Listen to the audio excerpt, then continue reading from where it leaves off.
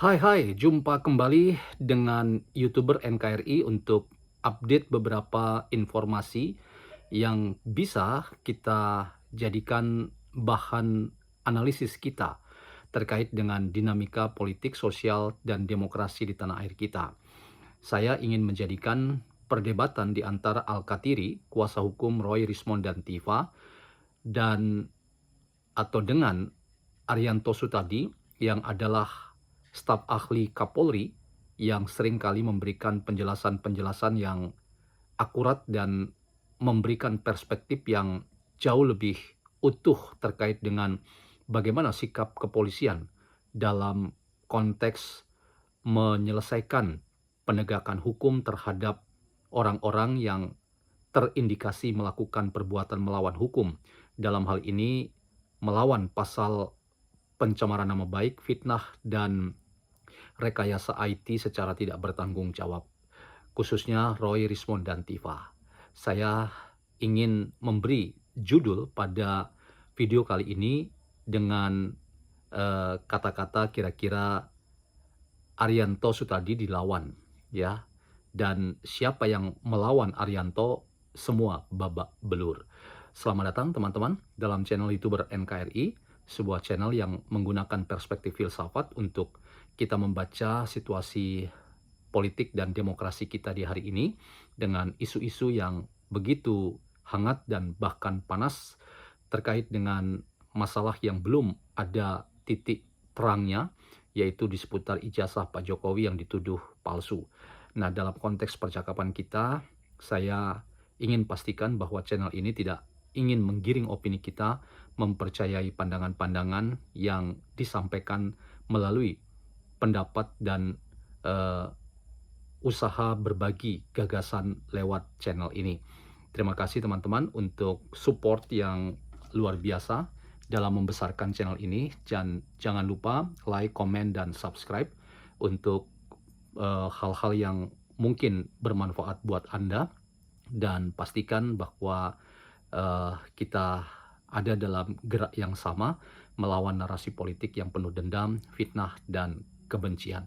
Teman-teman, kita nonton video pendek berikut ini, perdebatan Al-Katiri bersama dengan Arianto Sutadi. Jawab supaya puluhan ahli masih saya pusing, Bapak ini memotong saya tuh maksudnya untuk Bupati apa, Pak? bukan kurang, Pak. Bapak, Karena jangan jaksa kayak gitu, yakin Pak. tidak ada tindak pidana di sini. Silakan Bapak berargumentasi. Pak Arianto Silakan. diselesaikan. Pak Arianto diselesaikan. Silakan di pengadilan, Pak. Kalau di sini percuma, saya itu tidak punya kuasa apa-apa, Pak. Saya menerangkan. Karena tadi disclaimer Pak Arianto dia bukan kuasa Bukan, saya dari Pak bukan Jokowi, Pak Jokowi, bukan orangnya Jokowi, jelas tadi. Saya menerangkan pada rakyat ya. Masalah saya adalah Pak ya, kasus ini kok lama-lama rakyat terbelah, Pak, antara yang percaya dengan tidak.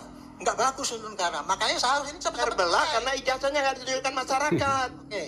Jadi Coba saya kalau teruskan ya. sekarang di Solo itu ada sidang yang Mengenai tempat RJ, ya? fasilitas penunjukan ijazah. Mengenai RJ saya terangkan, Pak. Untungnya, Pak. Tersangka ini nggak ditahan. Itu aja poinnya. Mengenai RJ itu ya Pak ya, untungnya di KUHP yang baru ini disebutkan, kalau dulu KUHP lama tidak ada RJ itu Pak. Yang ada di Perkap Kejaksaan maupun polisi, itu pun melanggar undang-undang sebetulnya. Tapi kalau yang baru ini, RJ disebutkan sebagai syarat Arianto, untuk penyelesaian suatu SP3 itu singkatannya apa, Pak? Surat perintah pemberhentian. Penghentian. Oke ya Pak ya, Kalau jadi sudah diperhatikan berhenti. saya ngomong dengan semua. rakyat ya ini ya. Due Jadi process of law sebelumnya yang namanya RJ apa itu, dihukum, kalau untuk Pak? KUHP yang baru, itu bisa dilakukan di tahap Termasuk penyelidikan, laporan polisi. penyidikan, penuntutan, atau di peradilan. Dan kemudian syarat-syarat daripada RJ itu di pasal 74 atau 9 saya lupa ya. 79 ya Pak. Jadi RJ itu ya salah satu syarat untuk bisa dihentikannya. Tapi RJ itu harus ada persyaratannya, yaitu perdamaian. Ada minta maaf. Tidak ada tulisan minta maaf, itu tidak ada. Hanya yang penting Ada, adalah Pak. perdamaian. Pak, Oke lah. ada, Pak, nomor 1. Saling memaafkan, ya artinya perdamaian. Tidak akan merusak. Nomor 1 mekanismenya. itu Kalau kasusnya syaratnya itu misalnya, perminta maafan. Kalau enggak RJ nggak terjadi, Pak. Pak Arianto minum dulu, kita harus Oh, jeda. minum Oke, dulu, Pak, silakan. minum dulu, Pak. Terima kasih, Bapak. Silakan. Kita harus jeda dulu bentar lagi. Saya itu Puasa, bicara Bapak. pasal Bang Al-Katiri. 79. Bang Al-Katiri bentar lagi mau ceramah, Bang, ditahan dulu, Bang. Kita harus jedanya di Carta Demokrasi pemirsa.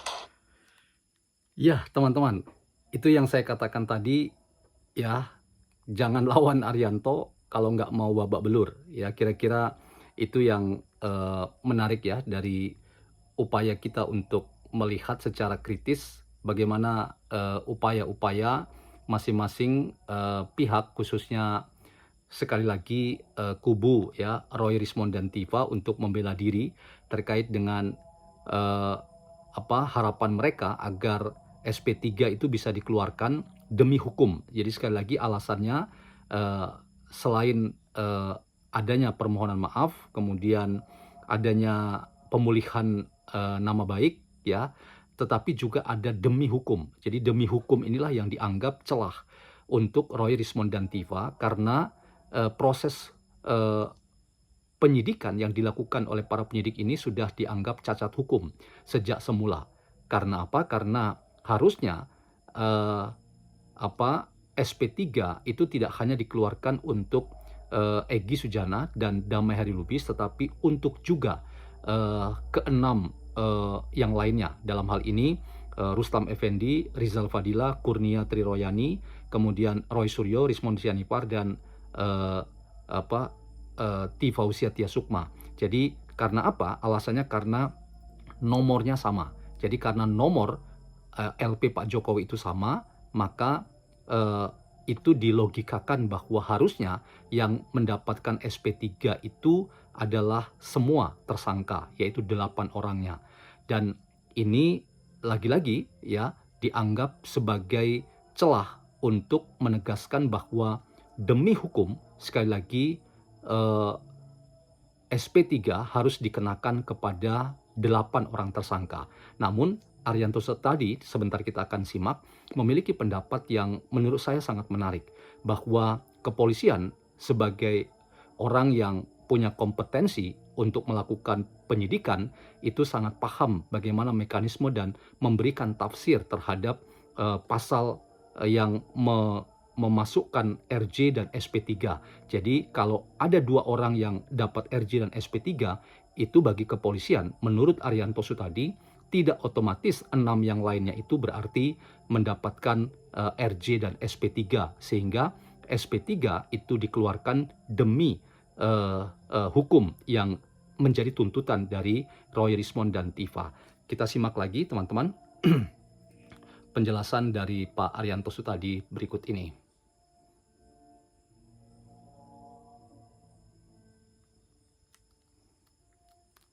Ya, di 109 yang lama itu karena memang satu bukan perkara pidana. Orang, oh jadi 2 aja deh. Yang nggak bisa dong. Wong nomor laporannya 1. Semuanya harus gugur. Nah itulah yang kami ajukan surat ke Irwasum. Bukan kami mau damai, tidak ada sedikit pun tersirat di otak kita kami mau damai. Itu kan pemaknaan daripada bunyi di undang-undang ya. Tapi saya ingin jelaskan gini ya Pak ya. Ini yang tadi saya katakan sengketa antara A dan B itu tadi, di dalam yang ditangani oleh penyidik sekarang ini dengan 700 bukti itu Pak, itu bukan dari 1 LP tadinya. Tadinya dari 3 LP, kemudian jadikan satu. Maaf ya, saya pengacaranya Pak, Bapak nggak tahu. Ada nomornya kok. Loh yang enggak dong, kalau keliru kan tersesat. Jangan menyesatkan. Iya. Sebentar, Itu apa satu LP? nomor, Ini Pak, satu LP kan dengan LP satu yang di nomor. Polda Metro itu Pak, itu Bukan ada itu beberapa. kan dari polsek dikumpulkan jadi satu, ada 3 LP. Awalnya Ini satu asumsi dari- ini dia, bukan yang satu fakta. dari Pak Jokowi Tadi sendiri. ngomong fakta. Faktanya Ini kemudian dijadikan apa satu, perlu saya tunjukkan? dan dibikin 1 LP waktu itu. Satu Di dalam nomor. teknik penyidikan itu Pak, itu kalau yang namanya menyidik itu tadi adalah masih akan dicari nanti. Jadi kalau ST itu Peristiwanya dicabut, jadi Ini tadi Pak ya, yang namanya tadinya 12 orang itu bukan tidak 12 orang itu sama-sama melakukan perbuatan yang sama. Satu-satu masing-masing mempunyai perbuatan yang ada nilainya sendiri-sendiri. Jadi yang paling bagus logikanya itu penyidikan satu LP satu orang. Ini berdasarkan fakta, bukan logika. Fakta. Itu pemikiran polisi gitu Pak ya. Hukum itu Makanya bukan kemarin fakta, itu Pak Arianto. kemudian yang kedua pengertian mengenai RJ. Nggak bisa logika. RJ itu bukan pidana kemudian satu LP habis bukan Hukum itu ada kepastian hukum. RJ itu adalah siapa korban Bukan dan salah pelaku. RJ, Pak. Dia akan menyelesaikan dengan baik. Itulah kalau yang main Pak. Begini loh Pak, RJ ini kesepakatan ya. memang Apa? ya. Coba lihat. Ya, teman-teman, saya berhenti di situ. Kita lanjut diskusi kita di sesi kedua dan sesi terakhir kita. Semoga nanti kita masih punya waktu untuk nonton. Kita akan lihat lagi videonya. Nah, poin yang saya tangkap, teman-teman, ini jadi lucu ya. Ketika Abdullah Al-Katiri, kuasa hukum Roy Rismond dan Tifa, mencoba menjelaskan mengapa 6 tersangka lainnya harus di SP3-kan. Itu berbasis pada logika, tetapi ketika Arianto menjelaskan soal laporan kepolisian yang itu bukan satu nomor saja, tetapi ada beberapa laporan kepolisian yang dibuat, dan itu adalah teknik penyidikan, maka itu dibantah dan itu dianggap tidak logis. Jadi Al-Katiri menurut saya justru jauh tidak logis. Jadi ketika Al-Katiri mencoba melogikakan ya, memakai nalar atau logika akal sehat untuk mengatakan harusnya yang di SP3 bukan hanya Egi dan Damai, tetapi 8 orang semuanya, dan semuanya demi hukum harus batal karena penyidikan itu sudah dianggap sejak semula cacat prosedural dan cacat material, maka bukankah itu adalah logika yang dimainkan oleh Al-Katiri? Tetapi ketika Al-Katiri mendengar penjelasan dari perspektif seorang Arianto Sutadi sebagai seorang mantan penyidik dan ingin menjelaskan proses yang menjadi teknis dari para penyidik untuk menjalankan tugasnya, ia katakan tidak pakai logika ya. Jadi penjelasan Arianto Sutadi dianggap tidak logis dan karena itu dianggap keliru atau salah. Menurut saya teman-teman, justru ini berbahaya. Jadi ketika posisinya diuntungkan pakai logika, tetapi ketika posisinya tidak diuntungkan lalu dianggap salah orang yang mencoba menjelaskan dengan logika. Jadi teman-teman, inilah yang semakin membuat kita paham bahwa problem terkait dengan ijazah Pak Jokowi ini memang sudah tidak pakai nalar sehat. Dan isu penegakan hukum itu sudah menjadi berkembang kemana-mana. Karena apa? Karena masing-masing, khususnya Roy Rismond dan Tifa dan kuasa hukumnya, menggunakan nalar mereka, seolah-olah nalar itu adalah satu-satunya cara menafsirkan peraturan atau norma atau KUHP yang memang jelas mengatur soal bagaimana RJ dan SP3 itu disyaratkan. Dan yang pasti ya, langkah-langkah memberikan tafsir progresif terkait dengan mengapa Egi dan Damai mendapatkan RJ dan SP3 itu sangat penting sekali dan itu tidak bisa disalahkan.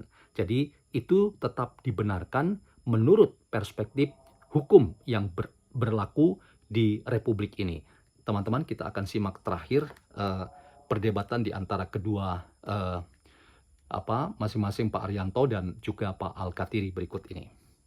Kesepakatan itu Undang-undang baru. tidak harus ada tertulis kesepakatan. Sebentar. Dengan orang mengatakan Karena undang-undang Pak Egi dengan Pak Jokowi sudah sepakat, itu sudah penyidik sudah menganggap itu ada kesepakatan.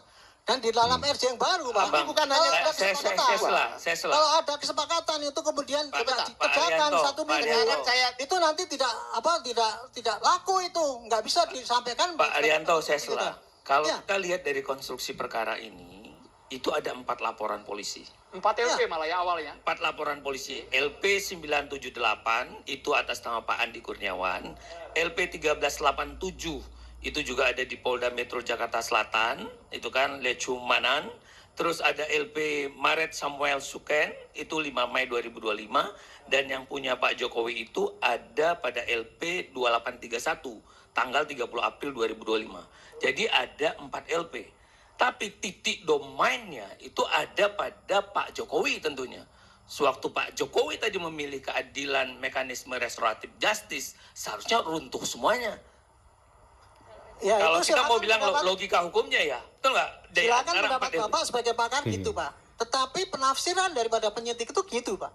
Kalau kita menyidik itu ya satu orang, satu perbuatan, satu LP yang ideal kayak gitu, Pak. Nggak Tetapi bisa kan yang dong, ini untuk Pak. ya silakan Bapak mengatakan nggak bisa. Saya Restorasi ini penyidik, justice Pak. kan gitu. baru di undang-undang. Itu Di pendapat undang-undang ini penyidik kan kayak gitu, baru, Pak.